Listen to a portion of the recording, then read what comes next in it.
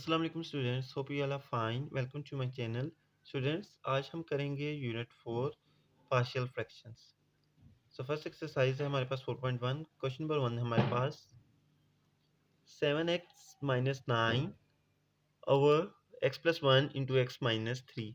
सो simply हमारे पास fractions है, हमने इनको सॉल्व करना है। So let's start. What will we do?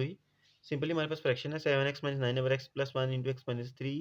तो हम इसको इक्वल कर लेंगे a over x plus 1 plus b over x minus 3।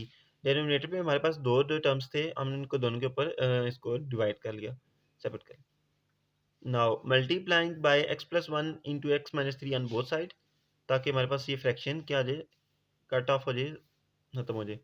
तो x plus 1 into x minus 3 into 7x minus 9 over x plus 1 into x minus 3, ये cut off हो गया। यहाँ पे आ जाएगा हमारे पास x plus 1 x minus 3 into a over x plus 1 plus x minus 3 into x plus 1 into b over x minus 3।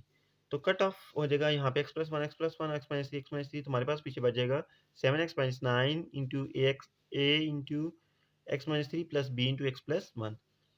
Now by simplifying, we can get x plus 1 is equal to 0, and from here we get x is equal to minus 1. Now put x is equal to minus 1 in here. We get 7 into minus 1 minus 9 is equal to a into minus 1 minus 3 plus 0 to this. So we get a is equal to 4.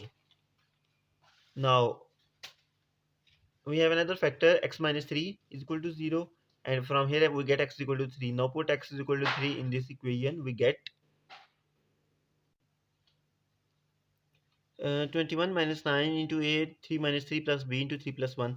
Simplify करेंगे हमारे पास b is equal to 3 आ जाएगा।